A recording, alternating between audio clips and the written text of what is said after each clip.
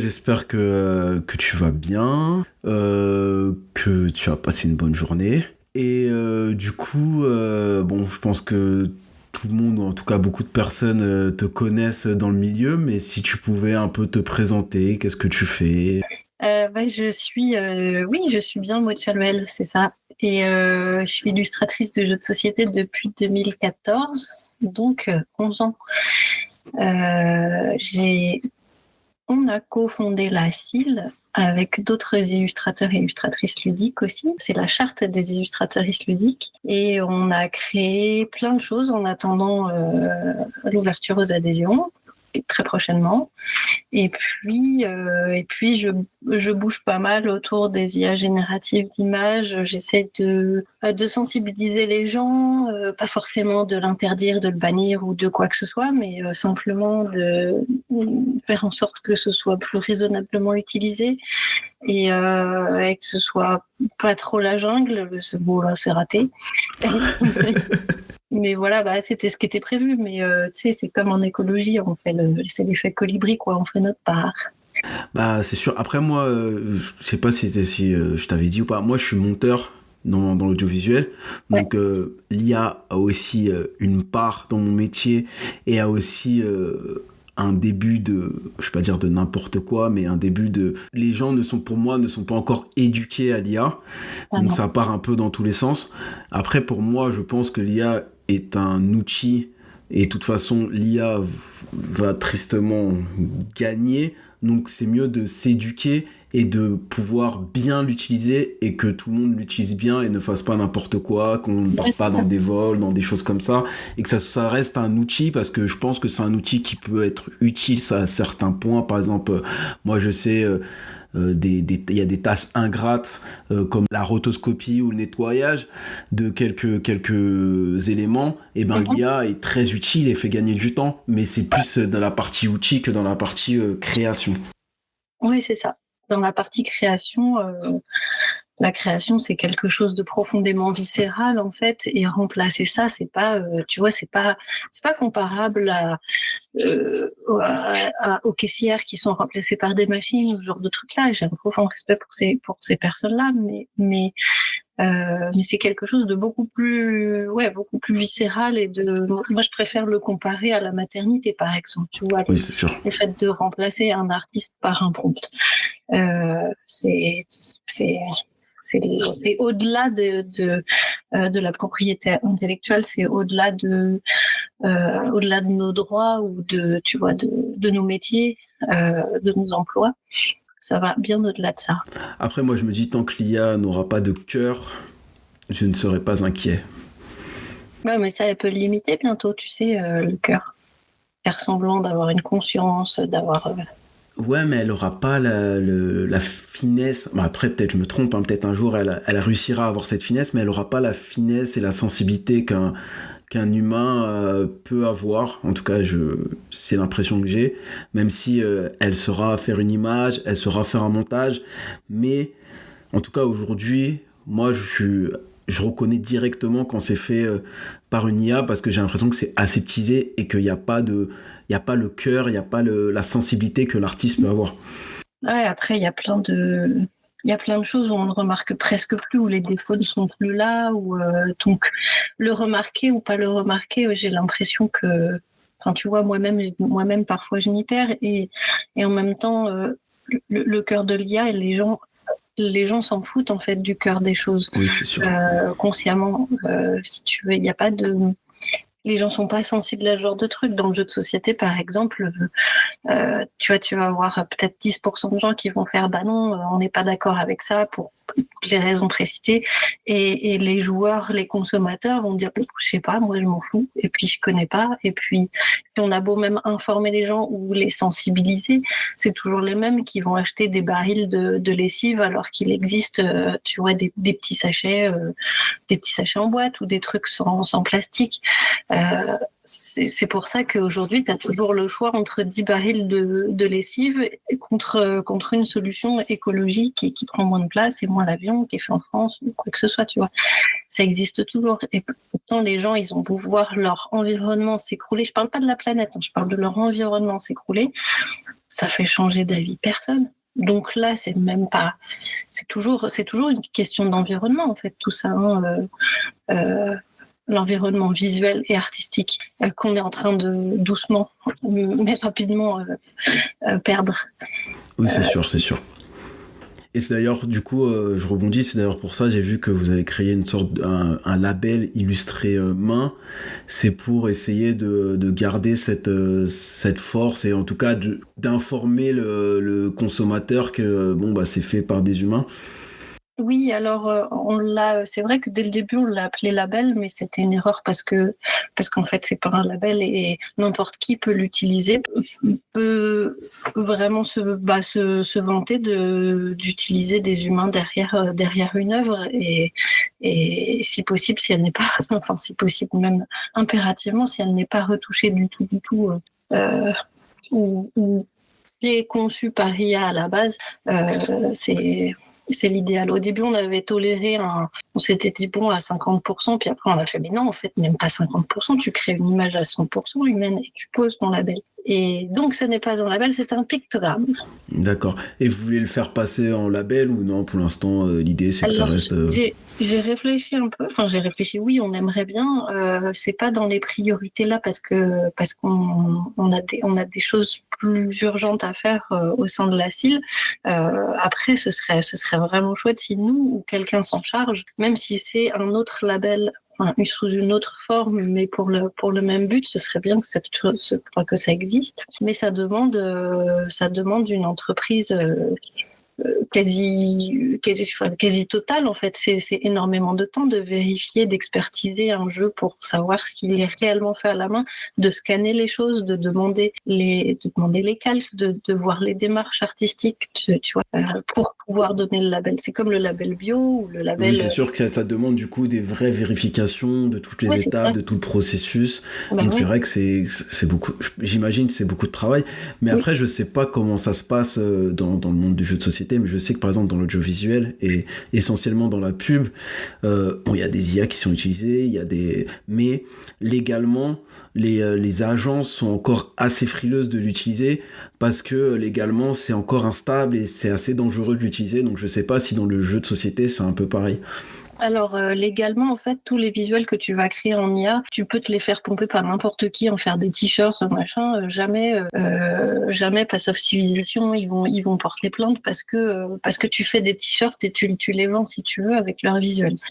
Il y a un domaine où il est vraiment vraiment surexploité pour le coup et ça gêne personne, c'est le milieu du puzzle. Le puzzle, c'est de l'IA à gogo quoi. Comme t'as juste un joli visuel, enfin joli avec de gros guillemets, à imprimer et à faire découper, enfin ça va très très très vite pour eux, c'est super facile et puis ils arrivent à se regarder dans les miroirs, tu vois, et puis ils se targuent de dire oui mais on est honnête, on a dit que c'était de l'IA. Oui, mais tu sais que c'est crade et que tu es en train de manger du caca et de faire manger du caca. Et voilà, il y a des gens qui m'ont envoyé des puzzles en disant t'as vu, ça c'est l'IA. Je fais bah oui, le puzzle, ils en ont rien à secouer, quoi. C'est vrai que c'est de plus en plus c'est vrai que c'est de plus en plus de l'IA, les puzzles. En tout cas, les derniers que j'ai regardés, mon fils il adore ça et c'est vrai, des fois je regarde, je dis ouais, ça, je pense que c'est pas que ça a été généré assez facilement par de l'IA. Ouais, c'est assez grossier en général. Hein. Ça se voit encore assez facilement parce que les gars, ils font aucun effort. Quoi. Ils te disent oui, mais c'est créé par des artistes. Non, c'est pas un artiste derrière. Après, les gens, les illustrateurs, s'ils font de l'IA, c'est pas de notre faute qu'ils disent, tu sais. Et tu fais... Mais c'est pas vrai, mais au moins l'illustrateur il pourrait faire l'effort d'effacer les bugs, tu vois. Mais ça c'est c'est un problème des années 2020 parce que tu vois d'ici très peu de temps, il y a plus de défauts du tout, quoi. Il y en a de moins en moins, même dans les vidéos et tout. D'autres secteurs où on trouve de l'IA dans le jeu de société, c'est il y a beaucoup de crowdfunding par exemple ou comment ça s'appelle déjà? EKS et Kickstarter, et choses comme ça. Ouais, c'est ça, les Kickstarter. L'avantage, c'est que je crois qu'ils sont dans l'obligation de le préciser. Donc ça, c'est déjà un petit truc pas négligeable. Mais oui, sinon, effectivement, c'est pas forcément vu d'un très bon œil dans le milieu du jeu de société. C'est si les éditeurs l'utilisent, c'est pour l'instant uniquement dans le mood board. Je crois que tu peux pas y échapper parce que si tu vas sur Pinterest, par exemple, maintenant c'est 70 à 80% de Pinterest qui te bourrine d'images en IA. Donc, Mais après ça, moi, entre guillemets, ça me dérange moins que ça soit utilisé pour des mood boards ou pour échanger des idées. Ça permet d'essayer de comprendre la vision, parce qu'il y a des personnes qui savent pas expliquer à l'oral leurs idées, et du coup ça me dérange moins parce que ça reste de personne à personne, c'est des choses qui sortent pas, c'est juste pour expliquer des choses. Donc pour moi ça, en tout cas pour moi c'est ok, c'est moins grave entre guillemets. Je comprends vraiment ce que tu veux dire. C'est aussi le retour des éditeurs qui nous disent que c'est très pratique pour eux. Moi, j'ai une forme de tolérance à ça parce que tu peux pas faire autrement, parce qu'effectivement, ça va plus vite et tout. Mais le truc qui me dérange, c'est que nous, ce sont des visuels qui sont censés nous inspirer. Et nous, on est formatés au plus profond pour être inspirés par la nature, par les grands maîtres, par nos confrères et consoeurs, si on est inspiré par des IA, il y a quelque chose de... c'est pas de l'ordre du moral, là, pour le coup, tu vois, c'est de l'ordre du cœur, en fait. C'est-à-dire que si on te montre un truc qui donne l'illusion du beau, toi, tu vas être... Si on t'encombre que d'images générées en IA avec ses défauts et ses potentielles qualités, il y a énormément de défauts qui vont finir. Moi, il y a des choses dans mon travail, je fais des choses et je fais, putain, mais on dirait de l'IA, mon truc. Tu vois, il y a une espèce de... Je commence à générer Enfin, moi, je les génère pas, à dessiner, à illustrer des choses qui ont des défauts ou qui manquent de quelque chose à la manière du travail des IA, quoi. Des absurdités, des incohérences, tu vois. Après, c'est malheureux, mais c'est aussi pour moi normal, parce que quand on est nourri de quelque chose, inconsciemment notre cerveau, surtout quand on est artiste, comme moi je fais pas aussi pas mal de photos, et il y a des tendances, il y a des choses qui nous nourrissent, et du coup inconsciemment peut-être on va un petit peu dans cette direction sans forcément le vouloir, mais inconsciemment on fait des choses qui vont dans cette direction. Oui, tout à fait. C'est de l'ordre de l'inconscient et ça en ressort. Et il y a peut-être même que nous qui le voyons, mais l'influence de ces choses-là, ça ressort autrement aussi. Ok, cool. Bon, on va un peu tourner la page de l'IA, parce qu'on pourrait en discuter des heures et des heures sur l'IA. Oui. Et du coup, pour rebondir, toi, quand tu fais de l'illustration, quelles sont tes influences, où tu te nourris pour pouvoir trouver ton style, tes idées écoute, j'habite au 4e étage et j'ai une vue assez panoramique sur la ville et le ciel, et ça me fait un bien fou en fait quand parfois j'ai la tête beaucoup trop pleine, je regarde l'horizon et je vois les images, les nuages, les couleurs défiler, les choses, toute la poésie de ce qui peut... Là, tu vois, j'ai la vue là, comme ça. J'ai un tout petit appartement, mais oui, voir les nuages passer, c'est littéralement mon dada, en fait, d'avoir la tête dans les nuages. Ça te met dans une espèce de transe plus ou moins longue, plus ou moins courte. Sinon, qu'est-ce que j'ai toujours regarder les grands maîtres, ma bibliothèque personnelle. Je vais plus aussi souvent à la bibliothèque qu'avant, mais j'ai la mienne qui est quand même bien remplie, qui est derrière, et ça m'aide parfois quand j'ai des moments de down, mais j'en ai pas souvent en fait. Là, je suis dans un, mais c'est la première fois qu'il est aussi fort. Mais sinon, mon inspiration, elle vient... Pour le dialogue avec l'éditeur, j'avoue, c'est Pinterest le truc le plus... Parfois, je peux scanner des pages de livres pour transmettre une référence visuelle. Mais sinon, oui, l'inspiration, c'est marcher dans la forêt, respirer l'air pur. C'est les moments de la vie, quoi. Oui, c'est ça. Ok, cool. Et du coup... Comment ça se passe, on va dire, avec un éditeur, on vient souvent te chercher pour ton style, ou on t'envoie, on te propose des jeux, ou des fois on te propose des projets que des fois tu sens pas parce que tu dis bon non ça je sais pas, c'est pas mon style, c'est pas le jeu ne m'attire pas ou je sais pas, ou tu acceptes plus ou moins presque la plupart des projets qui viennent à toi?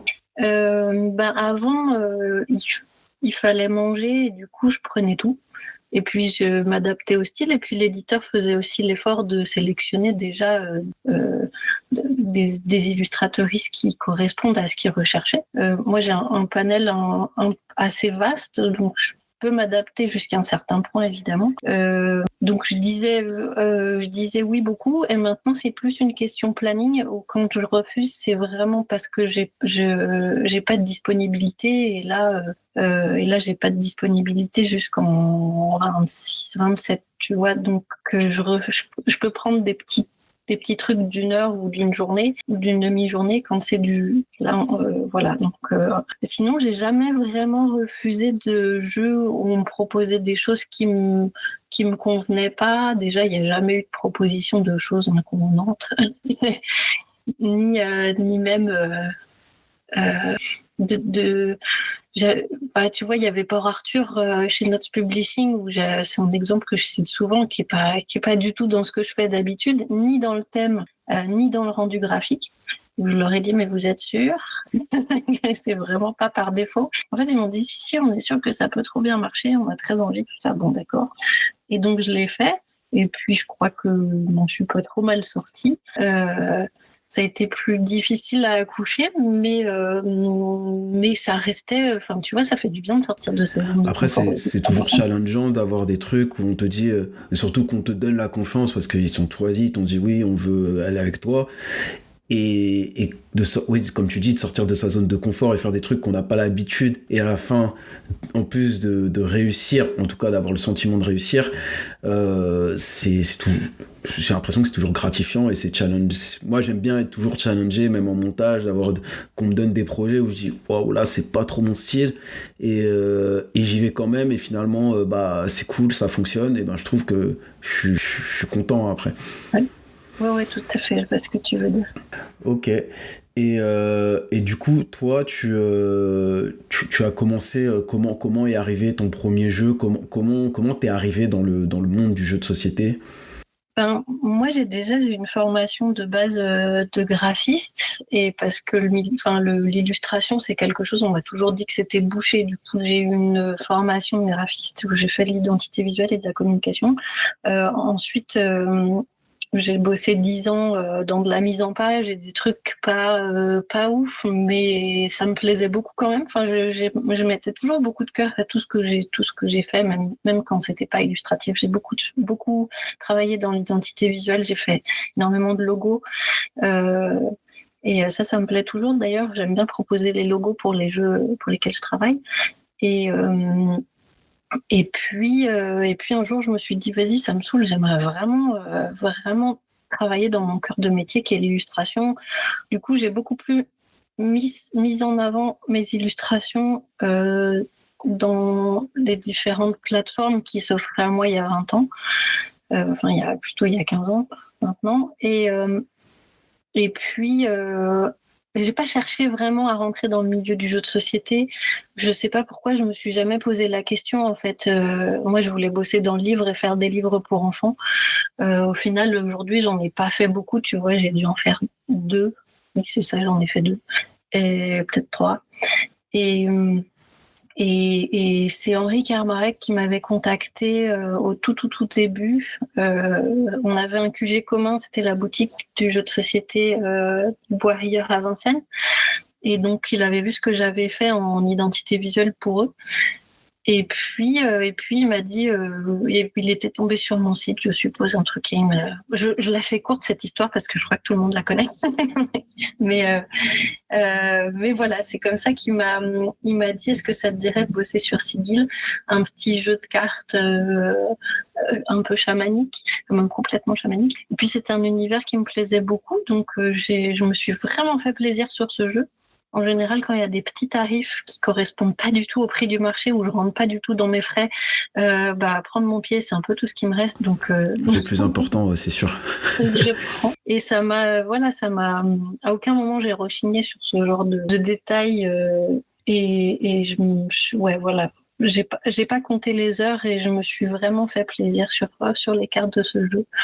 Et je crois que peut-être que ça s'est vu parce que j'ai eu plein de bons retours. Et ensuite, on a enchaîné sur Noxford, chez le même éditeur, chez Capsicum à l'époque, et chez Don't Panic maintenant, Panic Game. Et ensuite, c'était une pelote de laine quoi, qu'on déroule. Il y a eu quoi d'autre? Il y a eu Oliver Twist, il y a eu Attrape-Rêve dans l'ordre, je crois. Après Attrape-Rêve, c'est eu l'As d'or, donc À partir de là, est-ce que, parce que Attrape-Rêve, ça a eu l'As d'or, est-ce que ça a quand même accéléré ta carrière ou ça... Oui, je pense que ça a dû jouer. Le nom est un peu plus souvent mis en avant, mais après, je sais pas si les gens à cette époque-là m'associent à ce jeu-là ou au jeu passé. Donc, je pense que c'est une répercussion. Après, sur un jeu sur lequel on n'a pas de droit d'auteur, c'est vrai que c'est un peu ce qui nous reste. Donc, quand on te dit au pire, ça te fera de la visu, c'est fatigant à entendre quand on a 40 ans et 20 ans de métier. Je comprends. Être Voilà. payé en visu, on me le fait souvent. Ouais, t'inquiète, il y a beaucoup de monde qui vont le voir. Oui, mais j'aime bien être payé en argent un petit peu des fois aussi. Hein. Oui, je vais dire ça à EDF, tiens. Je vais mettre mes fils électriques dehors, comme ça vous aurez de la visu. Vous les verrez. Sur le balcon, tu sais. Voilà, c'est ça. Ok, cool. Et du coup, on va parler un petit peu des dernières sorties, si je me trompe, qui sont Behind et Fairy Rings, c'est ça? Ouais. Peut-être qu'il y en a d'autres qui sont sortis après, je sais pas. Oui, mais... il y a Fate Crystal aussi, j'adore ce jeu. Fate Crystal, j'en ai...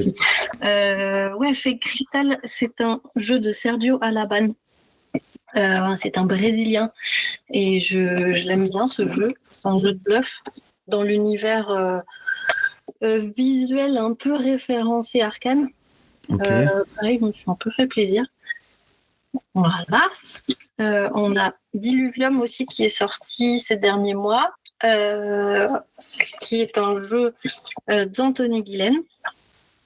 Et Henri Kermarek, justement, s'est joint à moi sur les illustrations, notamment sur tout l'habillage, tout ce qui est décoration, graphisme et réadaptation d'illustration. Il a fait un gros travail graphique sur ce jeu. Et Fairy Ring qui est sorti cet été, un jeu de Laurence Grenier et Fabien Tanguy. Tiens, tu le connais. Oui, j'ai pas testé j'avoue en tout cas dans ceux que tu me présentes, il y a que Behind que j'ai vraiment testé et que j'ai vraiment adoré. Ouais, mais ce jeu, c'est une chouette surprise. Hein. Je crois que c'est le jeu qu'on attend dans une période où le jeu de société est en pleine expansion et on voit énormément de mécanismes qui se répètent, qui se réadaptent, qui parfois se copient ou se plagient.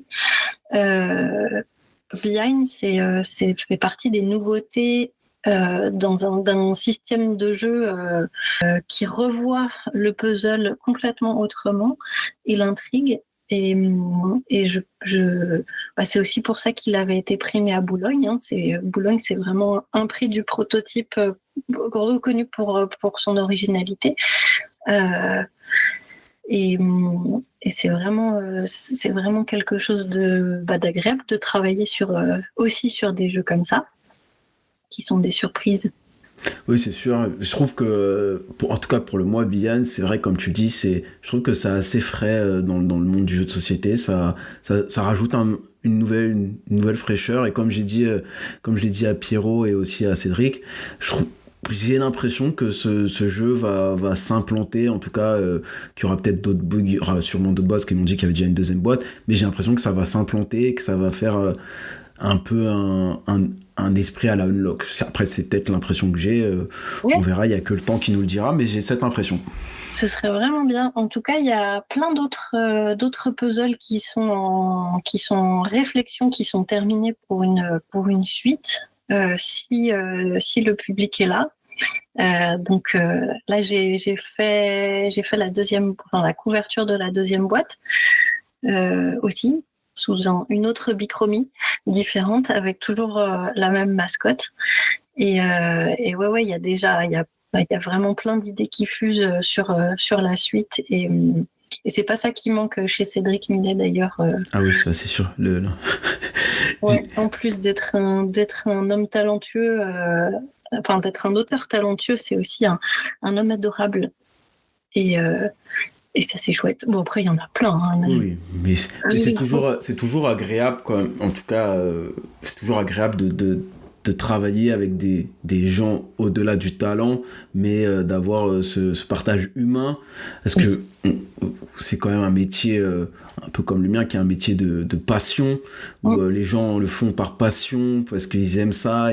Du coup, de parler avec des passionnés et pas avoir des personnes qui se prennent, entre guillemets, je mets des guillemets, pour des Beyoncé, ou des personnes qui sont peut-être hautains, et que ça reste humain et que ça reste beau. Je trouve ça donne envie de travailler, ça donne envie de pousser encore plus son travail. Oui, complètement. C'est ce qui me plaît beaucoup dans ce milieu aussi, qu'on compare beaucoup d'un point de vue éditorial au secteur du livre. Je trouve le milieu beaucoup plus chaleureux.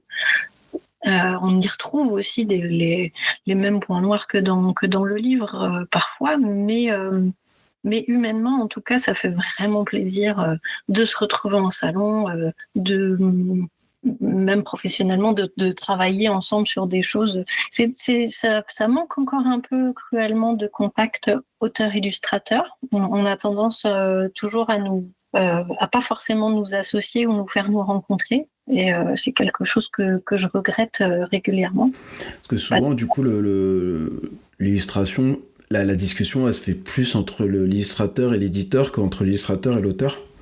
Ouais. Ah, c'est vrai que ça, je savais pas, par exemple, mais je trouve ça dommage que ça soit pas en team building où tout le monde ajoute sa pierre angulaire pour que ça puisse fonctionner au mieux, quoi. Ça peut arriver, hein, c'est pas interdit, mais ça peut arriver. Là, chez Paladis, par exemple, il y a une triangulation, tu vois, entre l'éditeur, l'auteur et l'illustratrice, mais c'est pas systématique. Mais parfois, on s'arrange entre nous, si tu veux, en loose day, à communiquer à côté. Des fois, on se contacte sur Instagram. Coucou, t'as des nouvelles de machin? Oui, alors attends, parce que j'ai refait des trucs. T'inquiète, ils vont t'en parler. Ouais, mais ils disent pas. Bon.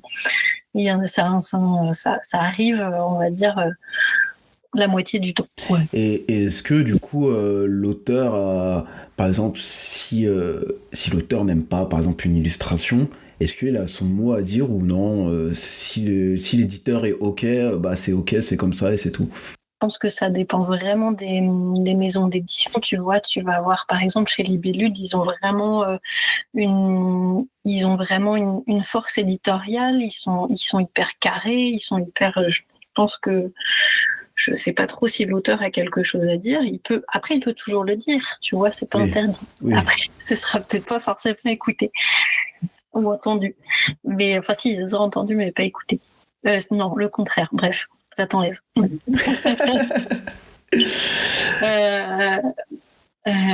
Ouais, et puis t'as des maisons d'édition chez 404 On Board par exemple, où l'éditeur m'avait contacté pour illustrer Vol de nuit, et les auteurs eux, ils avaient déjà un nom en tête.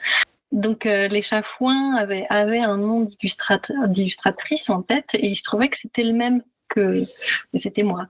Et ça, c'était chouette. Quand tout se regroupe, se relie. Oui, je devais être un peu dans les tuyaux à ce moment-là, et puis voilà, ils sont mignons. On avait quelqu'un en tête, on aimerait bien bosser avec quelqu'un, et l'éditeur qui fait non, on a déjà trouvé quelqu'un. C'était qui, au cas où? C'est le même quelqu'un, donc parfait. Donc ils étaient contents. Et puis moi, j'ai eu un ego bien regonflé. Des fois, ça fait du bien, hein. C'est toujours de remonter. Je trouve que c'est de l'énergie qui te permet de dire complètement. Mais complètement, en plus, on est déjà, en tant qu'humain, on a un ego de base assez fort. En tant qu'artiste, par définition, on doit sans doute en avoir un autre d'un autre type, on va dire. Certains peut-être plus que d'autres. Le tout, c'est qu'il soit bien placé. Je ne sais pas si le mien est bien placé. J'ordonne quiconque me remettre à ma juste place si un jour ça va plus, ou si déjà ça ne va pas. Mais ouais, non, l'ego, ça fait du bien et c'est aussi bien notable. Enfin, moi, en tout cas, ça a un effet très positif dans le milieu professionnel. Quand on me dit j'aime beaucoup ce que tu fais, c'est exactement là où on veut aller, c'est fabuleux. Ou tu vois, quand un éditeur me montre son enthousiasme, c'est même pas que ça regonfle mon ego en fait, ça regonfle mon professionnalisme. Ça me donne encore plus envie de bosser et je sais que dans certaines boîtes, c'est pas interdit, mais c'est pas forcément conseillé, tu vois, où il faut rester froid, où on leur dit surtout les brossez pas dans le sens du poil, ou restez factuel dans vos retours. Bonjour Maud, ce que tu nous as envoyé nous convient très bien. Tu vois.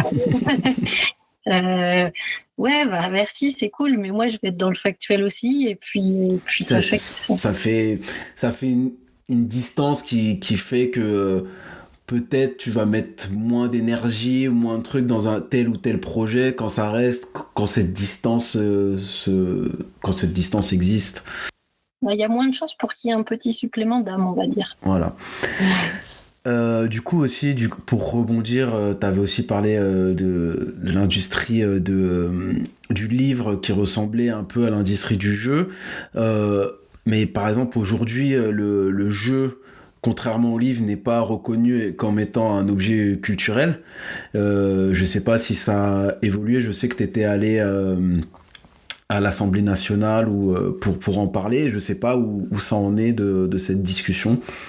Alors, on a eu pas mal d'obstacles, notamment concernant la définition fiscale du jeu de société, où le ministère de l'économie nous avait encore embarrés. Et là, très récemment, je ne sais pas si j'ai le droit d'en parler, allez, je le dis. On a eu un retour indirect de la ministre de la Culture, Rachida Dati, qui valide oralement en tout cas le principe, et là on attend les confirmations officielles, administratives, juridiques, étatiques, tout ce que tu veux, sur le fait que ça devienne. Après techniquement ça en est déjà un, si tu veux, c'est déjà quelque chose de culturel, mais ça n'est pas reconnu en tant que tel, et je pense en tout cas, quand ça sera reconnu en tant que tel, si ça l'est, ça fera aussi du bien à l'industrie du jeu.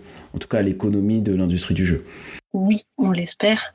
À la reconnaissance des humains qui sont derrière, à plein de choses. Peut-être aussi que, tu vois, s'il y a, encore une fois, s'il y a des lois qui touchent l'édition du livre, et ben, sur les IA, et ben, peut-être qu'il peut y avoir aussi des retombées sur le jeu de société à l'identique. J'en sais rien, en fait. Il y a plein de choses qui peuvent se produire de bénéfiques. Après, c'est vrai que moi, je trouve ça très étonnant que le jeu de société ne soit pas aussi reconnu que le livre, ou que même d'autres éléments culturels, parce que pour moi le jeu de société c'est quand même un partage. J'apprends énormément de choses avec des jeux de société, que ça soit des fois des éléments d'histoire, des éléments de géographie, même des choses sociales de telle ou telle ethnie. J'apprends plein de choses, et que je trouve, pour moi en tout cas, que la conversation, elle devrait même pas... Ça devrait même pas avoir lieu. Pour moi, ça me semble logique. Oui, ça aurait dû être signé dès le début. En fait, ce qui nous manquait le plus, c'était surtout le fait que trop souvent, un jeu de société se limitait, était reconnu simplement comme une liste de choses à faire, tu vois. Quand un emploi, enfin un mode d'emploi, une règle de jeu, tu as besoin. Enfin, un jeu, c'est limité que par sa règle du jeu. Et ce à quoi je dis, bah oui, mais une histoire, c'est une association de mots. Oui, c'est des pages qui se tournent. Tu vois, tu peux pas limiter un objet à, voilà. Mais c'était voilà. Là, tout notre enjeu, c'était de faire lire notre dossier aux députés, aux sénateurs, à toutes ces personnes, et de leur dire, mais ouvrez-le, en fait. Ne regardez pas que la question. Il y a des vraies réponses qui me disent que non, le jeu ne se limite pas qu'à sa règle et sa mécanique. Ce n'est pas un mode d'emploi. Ça n'est pas que ça. Oui, c'est la base sur laquelle on s'accroche, mais ce n'est pas que ça. Et oui, comme tu dis, ça apprend tellement de choses. Et puis, ça apprend l'esprit critique, ça apprend à perdre, à gagner, à encaisser les coups. C'est même pas que de la stratégie ou prévoir des coups d'avance. C'est au-delà de ça, quoi. Ça t'apprend à devenir un adulte et ça apprend même à l'adulte à devenir plus adulte qu'il ne l'est. C'est sûr. Et moi, en tout cas, je le vois avec mon fils qui a 4 ans, où je joue énormément avec lui.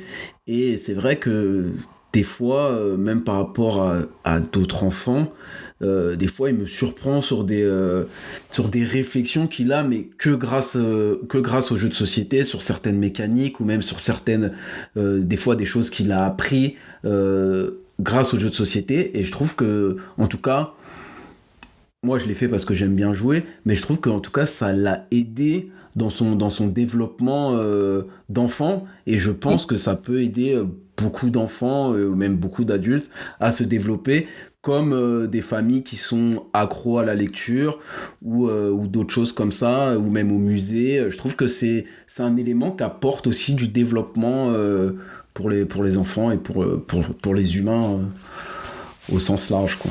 Et oui, complètement, particulièrement dans un monde où on nous reproche d'être trop souvent sur les écrans ou devant la télé. Où, tu vois, ça permet de renouer socialement et physiquement avec nos proches. C'est ça. Ouais.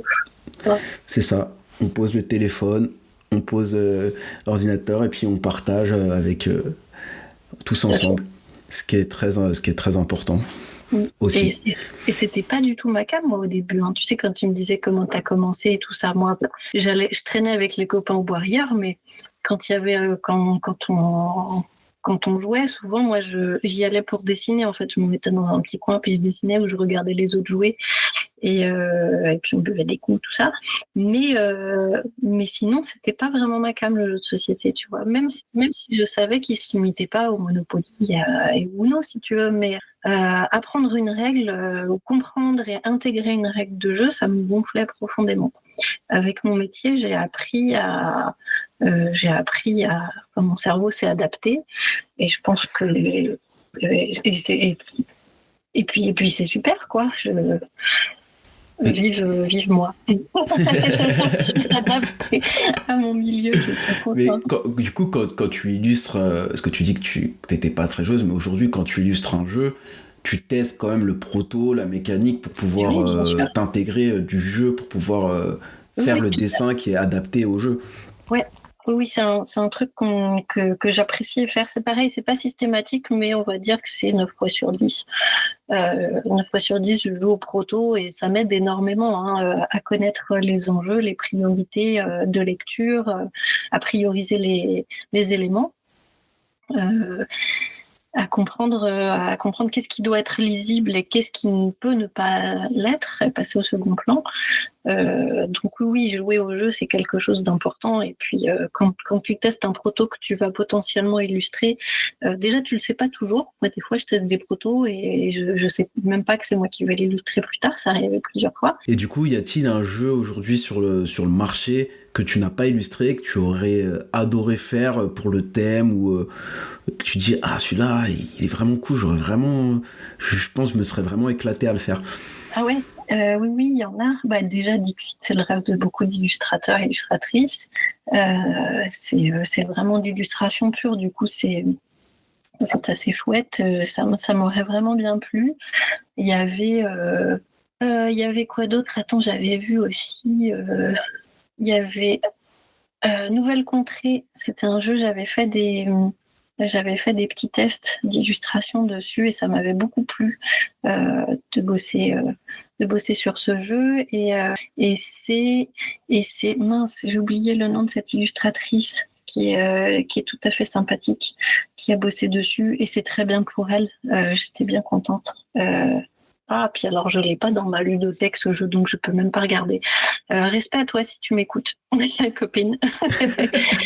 Voilà. Donc après, il n'y a pas de... T'as vu, il y a pas de... Il y a une concurrence, certes, Et qui reste saine quand même. qui reste assez saine, si tu veux. Quand tu fais des tests et que c'est pas toi qui es pris, tu peux avoir une espèce de déception, te dire bon bah mince, j'aurais bien voulu bosser là-dessus, mais t'es content quand tu vois que c'est les copains qui le font ou que tu découvres de nouvelles personnes dessus, c'est assez Ah, chouette. ça reste le jeu en vrai. C'est comme, Ouais. c'est exactement comme moi en montage où nous c'est des compétitions, on envoie du coup les bandes au Real et le Real choisit. Des fois c'est pas toi. Sur le coup, tu peux être un peu déçu, mais quand tu vois le film, et souvent c'est des micro, c'est des mini, on connaît, voilà, des mini mondes. Donc Ouais. en vrai, on connaît tous les monteurs qui travaillent. En tout cas, je les connais tous, ils me connaissent, on se connaît tous. Et du coup, quand on voit que c'est un tel ou un tel, on dit ok, c'est cool, on est quand même finalement content pour lui qu'il soit monté sur ce projet. Donc je pense que un peu tous les métiers artistiques sont un peu dans cette veine.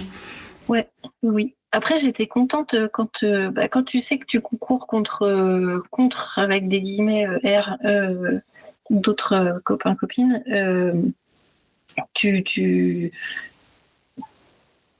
tu dis c'est pas grave si je l'ai pas, mais si je l'ai, bah t'es super content quand même. Ah oui, oui, c'est sûr que à la base, t'es quand même plus content quand c'est toi qui l'as que quand c'est quelqu'un d'autre. C'est Oui, quand même. là, particulièrement, c'était sur le jeu Fantasy. On a fait la refonte et j'étais vraiment très très contente d'avoir ce projet parce que c'est un jeu de cœur. Soit c'est le premier jeu qu'on m'ait offert, le premier jeu vraiment de société de cette génération-là en fait qu'on m'a offert.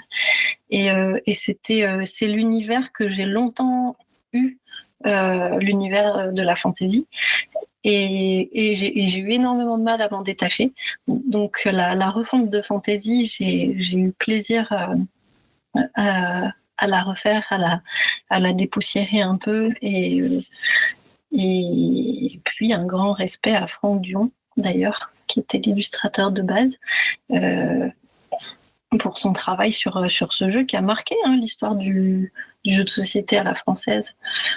Ok, donc j'ai une dernière question pour cette première partie. Après, on va faire une deuxième partie où c'est juste on va dropper un peu des noms de jeux de société qui ont un peu marqué tes étapes dans ta vie de joueuse et dans ta vie d'illustratrice. Donc la dernière question, je sais pas si ça se fait un peu comme au cinéma ou même en photo ou même, je sais pas, si en livre, si aux jeux de société, il y a par exemple des prints ou des choses comme ça qui existent pour faire des expos, des lookbooks ou même des prints pour faire juste des prints et vendre les prints en dehors du jeu, si ça se fait ou si ça se fait pas du tout. C'est assez difficile. Je pense qu'il faut un avenant au contrat parce qu'il y a énormément de contrats où on te l'interdit. Quand c'est pas stipulé dans le contrat, moi j'aime bien me demander est-ce que je pourrais imprimer des exemplaires limités pour les vendre. Et parfois on me dit oui, parfois on me dit non. Tu vois, sur Fantasy par exemple, il n'y a pas moyen du tout d'en faire une expo ou de le mettre dans un book que je vendrai plus tard, en fait, c'est-à-dire se faire de l'argent dans le dos de ton éditeur, si tu veux. Lui, il le voit comme ça. Nous, on arrondit juste les fins de mois avec un travail qu'on a fait, si tu veux. Et ce genre d'éditeur va se dire oui, mais en fait, sans mon impulsion et sans mon idée, cette illustration n'existerait pas, tu ne l'aurais jamais faite. Ce à quoi j'aime bien répondre, oui, mais sans un illustrateur pour le faire, tu ne l'aurais pas non plus, cette illustration précisément, celle-ci. Oui. Donc c'est donnant-donnant, en fait. C'est un travail d'équipe. Et quand l'éditeur n'est pas capable de reconnaître que c'est un vrai travail d'équipe, que tu fais appel à un artiste, tu fais pas appel à un prestataire de service, tu vois. Oui, c'est une prestation, mais c'est pas de l'exécution, quoi. C'est pas des signes moins boutons. Non, c'est sûr. C'est sûr que c'est pas du tout comme je le disais. Pour moi, ça doit être c'est du team building, quoi. C'est ok, l'éditeur, surtout il y a des très bons éditeurs où on ressent que l'éditeur a une DA, a une idée, a une ligne directrice. Ça, c'est important. mais pour moi, si tu appelles X ou Y illustrateur, c'est que déjà que tu fais confiance, c'est que tu aimes son style, et tu l'appelles pas en tant qu'exécutif, mais en tant qu'artiste. J'aime bien utiliser ce mot-là quand je suis monteur. J'aime pas être appelé pour être presse-bouton. Parce que presse-bouton, bah, entre guillemets, si tu veux un presse-bouton, je sais pas, prends quelqu'un d'autre ou prends quelqu'un qui est là juste pour exécuter et pas un artiste, entre guillemets. Oui, complètement. Là, je commence à faire un tout petit peu de montage vidéo à mon échelle. C'est l'équivalent de toi si tu faisais des bonhommes bâtons en illustration. Je fais des petits montages et il y a quelque chose de vraiment, effectivement, je ne fais pas qu'appuyer sur des boutons, tu essayes de faire en sorte que ça tombe juste sur un thème, qui est une émotion qui ressorte de ce rythme de cut, que ça s'associe au son et c'est tout un truc. Et le montage, selon s'il est fait d'une manière ou d'une autre, tu peux faire du teaser de Frozen, de la Reine des Neiges, un film d'horreur. Juste avec le montage. Ça, c'est sûr. Tu peux dû en voir passer des comme ça. Donc oui, c'est tout un art aussi, ça, effectivement. Ok. Bon, cool. En tout cas, merci pour cette première partie.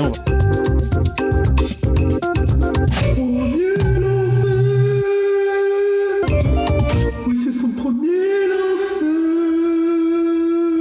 Donc, cette deuxième partie, qui est le premier lancé, qui est un peu le cœur du podcast, le concept. Du coup, toi, tu m'as dit que t'étais pas trop joueuse quand t'as commencé, mais quel est ton premier lancé, c'est-à-dire le jeu qui t'a fait aimer le jeu de société? Ouais, je me rappelle que tu m'avais posé la question, effectivement, et j'y ai pu repenser. Écoute, le premier jeu de cette génération de jeux-là, je crois que ça devait être Elixir. 1993, Sylvie Barque et Frédéric Legoni. Ok. Donc oui, le premier jeu qui m'a vraiment donné envie, qui m'a mis le pied dans cette génération de nouveaux jeux à la française, c'est Elixir, ce jeu créé en 93 par Sylvie Barque et Frédéric Legoni et Jean-Charles Rodriguez apparemment. Ok, cool. Et du coup, dans ta ludothèque, est-ce qu'il y a des jeux qui ont une importance particulière, qui sont des jeux de cœur, parce que peut-être ils ont des histoires ou des choses comme ça? Oui, il y en a plein. Je les ai pas préparés. Eh ben, il y a Festival qui est sorti, un jeu de Grard et de Leblon, enfin illustré par Leblon, et que j'aime beaucoup. Et j'ai eu du plaisir à faire se rencontrer Scorpion Masqué. Oui, c'est Scorpion Masqué. Oui, c'est Scorpion Masqué. Scorpion Masqué et Mélodie Leblon. Et ça, c'est un jeu de cœur pour cette raison-là. Je suis contente que ce jeu existe parce qu'il apporte déjà, son système de jeu est assez chouette et efficace. Et puis il apporte un style d'illustration très nouveau, qui plaît ou qui plaît pas, on s'en fout.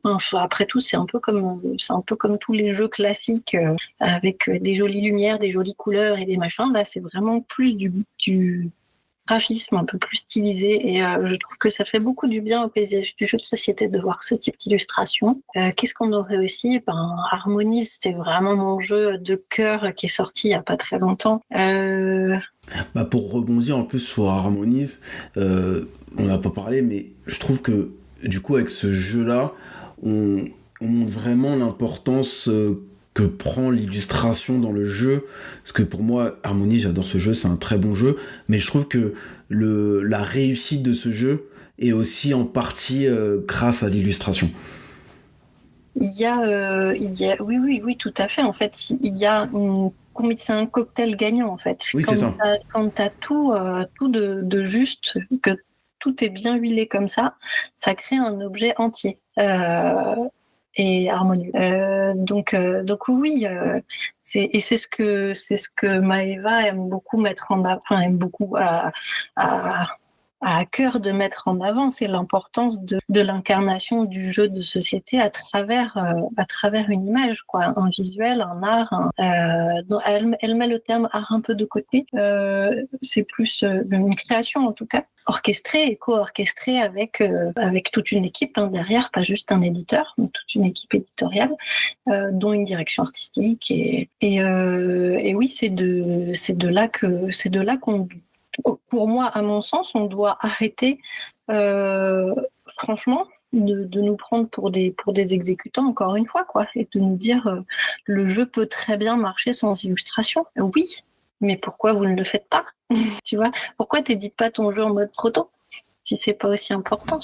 Surtout qu'aujourd'hui, pour moi, en tout cas, après je le redis encore pour moi, on va dire 33, c'est l'auteur, l'illustrateur et l'éditeur qui fait quand même un bon jeu et qui fait un jeu réussi, parce que en plus y a plein de jeux qui peuvent passer à travers les radars qui sont quand même très bons, mais si l'illustration n'est pas bonne ou ne correspond pas au jeu ou ne correspond pas à la promesse, et ben le consommateur il va passer à côté, il va pas regarder le jeu, le jeu va être là, mais il va passer à côté, surtout qu'aujourd'hui il y a beaucoup de jeux. Du coup, pour moi, en tout cas, si j'étais éditeur, pour moi, d'avoir une bonne illustration, c'est aussi important que d'avoir une bonne mécanique et un bon auteur. En tout cas, c'est l'avis que j'ai.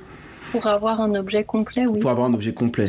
Ouais. Complet. Après, t'as plein de très bons jeux qui sont très bien vendus et qui sont très mal illustrés, ou en tout cas sous-cotés, où l'illustration n'a pas... Et ça ne l'empêche pas de marcher, effectivement.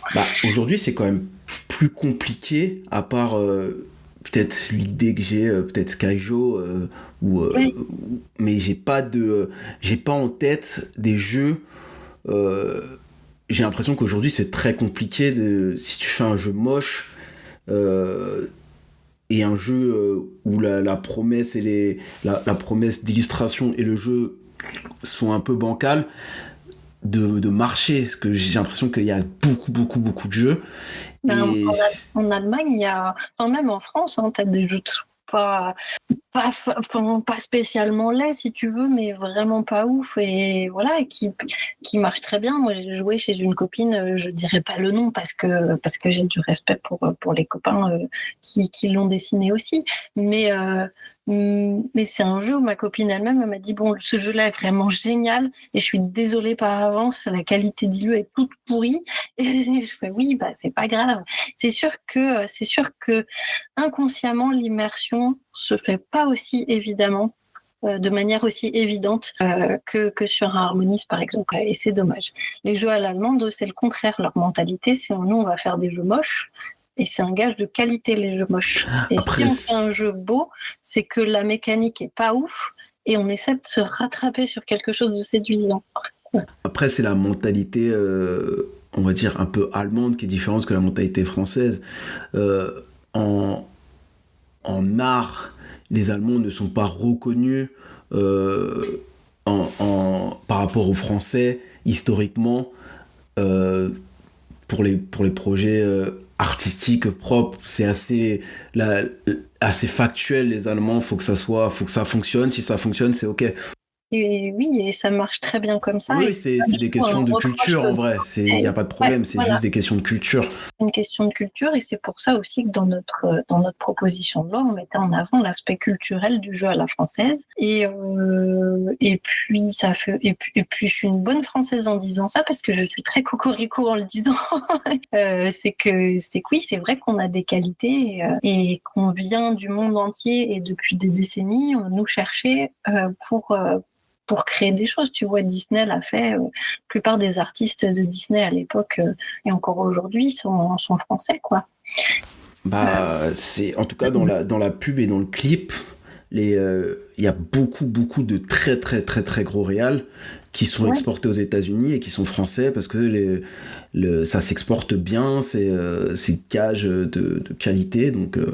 Il y a des domaines où on est pourri, mais en art, c'est vrai que ça se passe plutôt bien. C'est pour ça aussi qu'on gueule contre les IA, c'est qu'il y a quelque chose à sauver, en fait. Vraiment. Et toi, ça t'arrive qu'on t'appelle dans d'autres pays pour faire des illus, ou c'est quand même essentiellement la France qui t'appelle? En Espagne, je crois que c'était Loco Game, je crois. Comment il s'appelle ils étaient super sympas, les gars. Je sais plus. Je crois que c'était le chien fou. Pelo Loco, oui, c'est ça. C'était Pelo Loco qui m'avait contacté. Je leur avais envoyé un devis et c'était trop cher pour eux. Pourtant, je suis pas connue pour avoir des tarifs super, super élevés. Mais j'essaie de rester dans les clous. Mais ça leur convenait pas. Ils ont même pas essayé de négocier ou d'économiser certaines choses. Et c'était, tant pis, c'est pas grave. Qu'est-ce que j'ai eu d'autre à l'inverse, tu vois, Fake Crystal, je crois que au Brésil, ils vont les rééditer et ils vont changer toutes les illustrations parce que culturellement, je crois que ça leur parle pas. Et c'est entendable. Qu'est-ce que j'ai eu d'autre? Non, sinon, le Canada, c'est chez le Scorpion Masqué, donc ça reste de la francophonie. Une fois, on m'a contacté pour un livre illustré en Angleterre, mais ça sentait le coup fourré. Dans le jeu de société, non, c'est vrai que c'est pas... Ah si, la Belgique, mais tu vois, pareil, on reste dans ça reste la francophonie, ça reste assez proche. Ok. Et y a-t-il des jeux qui ont marqué du coup des étapes importantes de ta vie? En dehors de ceux que j'ai illustrés, tu veux dire? Oui, peut-être des jeux, ou même ceux que tu as illustrés, mais qui ont marqué des étapes où tu t'es dit, ça t'a fait prendre une direction ou une autre, ou je sais pas. Écoute, graphiquement, en tout cas, je sais que la Familia et tous les jeux de Weberson Santiago, en tout cas, mon illustrateur pas français du tout, m'a beaucoup, beaucoup touchée, où je me dis, il y a vraiment quelque chose de nouveau à faire avec ça, et je trouve ça chouette qu'on apporte aussi de la nouveauté graphique dans l'illustration du jeu de société.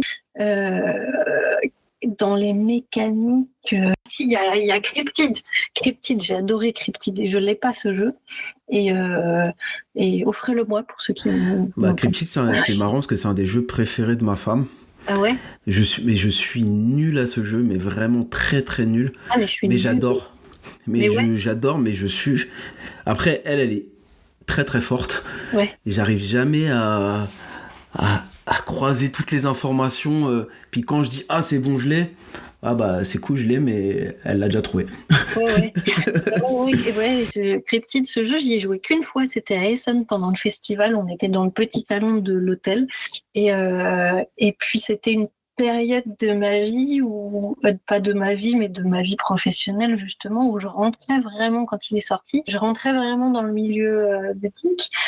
Du coup, je l'associe vraiment il commence à avoir un peu de bouteille, ce jeu, mais il existe toujours et je crois qu'il est toujours édité.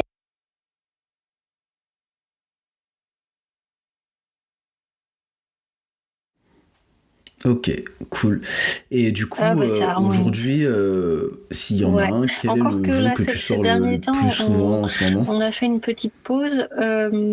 Harmonise. On a joué l'autre jour avec les copains. Diluvium, on a fait 3 parties là en une semaine. À chaque fois, je le ressortais. À chaque fois, les gens ils voulaient l'essayer. C'est un petit 4X, mais hyper facile à adopter, tu vois, les règles sont très simples, c'est impressionnant parce qu'il y a beaucoup de matériel et beaucoup de couleurs, mais en fait, c'est un petit jeu qu'on a plaisir à sortir. Je suis désolée, c'est un jeu à moi du coup, mais sinon, oui, un jeu que j'avais adoré, c'était Twin It aussi, qui était sous le graphisme du talentueux Tom Warjex, et la version japonaise qui avait été réadaptée par Nayad, je crois, mais c'est ça. Je trouve ce jeu génial. Tu sais, les jeux qui sont simplissimes, il n'y a rien d'écrit. Et dans ce jeu-là, avec juste toutes ces cartes, tu peux inventer. Déjà, il y a plein de règles de jeu possibles qu'on te propose dans le jeu lui-même. Et si tu veux, tu peux même en inventer à partir de ça. Donc ouais, j'adore ces petits jeux-là. Simple et efficace. Ouais, les jeux simples et efficaces, c'est vraiment mes préférés. Bon, Cryptid, c'est pas le plus simple, mais il est efficace. C'est sûr. Et y a-t-il un jeu, une nouveauté que tu attends ou Je suis désolée, je vais ressortir un jeu sur lequel j'ai bossé, mais oui, j'attends beaucoup la Tech Time chez Libellude. Il faut vraiment que je m'entraîne à sortir les noms des auteurs avant les noms d'éditeurs. C'était Olivier Mailly qui avait sorti ça il y a à Vichy pour dire quand on cite le nom d'un livre, on cite son auteur et pas son éditeur. Ça paraît évident. Et oui, c'est une habitude qu'on a pris dans le milieu et il faut se rééduquer, je pense. De Julien Protière et Alexis, je me souviens plus son nom de famille. Je suis désolée, Alexis. J'ai vraiment un problème avec les noms et les visages. Je t'en veux pas parce que je suis très très très très très mauvais avec ça. Les noms, j'ai vraiment du mal, donc c'est ok pour moi, y a pas de souci. Ouais, c'est un bon exercice. Et du coup, c'est pas très plaisant pour les gens que j'arrive pas à citer. Mais oui, ce jeu-là, je l'attends beaucoup, pas parce que je l'ai fait, mais parce qu'il est génial et qu'il a été super bien adapté par Libellule. Et je sais même pas si j'ai le droit d'en parler. Je n'ai pas signé de contrat de confidentialité, je crois pas. Et puis, je crois qu'ils en parlent. Et il va être à Cannes aussi, il va être présenté à Cannes là, cette année. Il y aura une démo en tout cas. Donc je pense qu'on peut, quoi. Oui. Puis si c'est à Cannes, c'est dans à peu près un mois, donc je pense qu'ils ont commencé en tout cas à sortir les infos. Ouais. Ok. Sinon, oui, je suis pas. Ça fait à peu près 3 semaines que je suis pas très au fait et que j'écoute plus les podcasts d'un monde de jeux qui parlent beaucoup des nouvelles sorties et tous ces trucs-là. Donc, j'ai pas trop de visu sur ce qui va bientôt sortir. Alors, je peux pas vraiment répondre à cette question. Ok, déjà tu m'as donné quelques jeux, donc c'est cool. Donc on va arriver dans la dernière partie qui est plutôt un petit jeu. Du coup, tu arrives sur une île déserte. C'est un peu comme Lost. Elle est pas vraiment déserte, donc tu peux rencontrer d'autres tout seul comme toi. Et du coup, sur cette île, tu as le droit de ramener que 5 jeux. Tu choisirais lesquels? J'ai beaucoup aimé Different You. Twin It aussi. Attends, je pars sur l'île déserte, je suis toute seule ou comment c'est? Sur l'île déserte, au début, tu es toute seule, mais tu peux rencontrer... peut-être il y a d'autres personnes qui ont été échouées sur d'autres parties de l'île et tu peux les rencontrer, donc tu peux prendre tous les jeux que tu veux en vrai. Ouais, d'accord. Eh bien, attends, il y avait Machin City. Comment ça s'appelle déjà? Tu sais, où tu joues le rôle d'un maire et... Link City. Ouais, Link City, trop bien. Ça, c'est trop cool. J'adore. Ouais. Un jeu qui aurait gagné graphiquement à être un peu plus assumé graphiquement, en fait. Je pense ça m'aurait plu de le faire, tu vois, celui-là. C'est vrai qu'il y avait des trucs assez... Après, ils fonctionnent, mais ils ont été assez simples graphiquement. Et comme ils ont été drôles dans les lieux... Ça marche super. Ça aurait été drôle de faire des lieux qui aillent avec le texte écrit sur le... Et ça aurait été drôle, quoi. Pour le coup, on peut vraiment s'en passer. Et puis, c'est pas... Oui, ça fonctionne. Il fonctionne très bien comme ça, mais c'est pas un jeu moche. Non, il est ok. Non, il fonctionne. Pour moi, ça fonctionne, mais c'est vrai que ça aurait été peut-être plus immersif s'il y avait genre des trucs un peu fun dans les quartiers. Ouais, vu du dessus, tu vois, tu peux t'éclater à faire des trucs pas forcément beaucoup plus illustrés, mais ouais, puis même en typo, en charte graphique, tu vois, toute la colorimétrie du jeu, mais en l'état, il fonctionne très bien. Il fonctionne très bien. J'adore ce jeu. Ouais. Donc il y a lui. Il y a aussi quoi d'autre?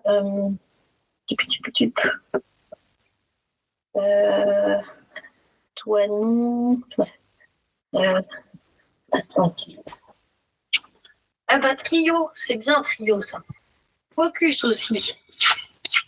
Trio et Focus, j'aime beaucoup ces petits jeux là qui tiennent dans la poche. Mon Trio, il n'a pas besoin de pub. Focus, très très Très, très bon jeu, très J'ai jamais efficace. testé celui-là, mais c'est celui où tu dois essayer de faire deviner un objet, c'est ça? Ouais, en éliminant un objet par un objet à chaque fois. Tu élimines un objet et ça te donne des indices sur l'objet en question ciblé. Ok. Voilà. Donc tu ramènes trio, focus, twin it, c'est ça que tu m'as dit? Ouais. Et deux, je m'en rappelle plus. Vas-y, je reprends Cryptid parce que celui-là, je suis sûre que je peux, tu sais, c'est comme le joueur d'échecs de Stéphane Zweig, je peux Ouais. vraiment maîtriser les subtilités du jeu et arriver à débunker le jeu en essayant de comprendre. Je me suis toujours demandé ce jeu, comment il a fait pour. Bah, T'as quel cerveau quand tu fais ce jeu-là?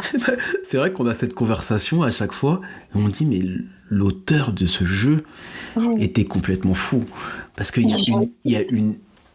y a tellement de possibilités et tellement de calculs et je sais pas, je trouve que la synergie de ce jeu est vraiment, je te dis, la personne qui a inventé ça.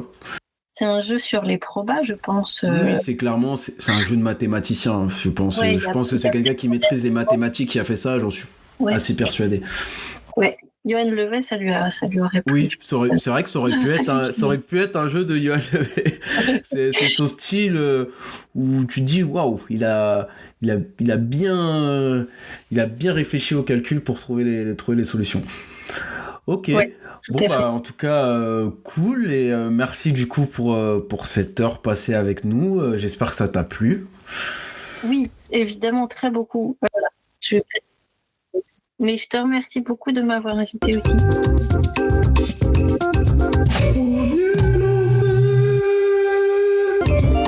Oui, c'est son premier lancé.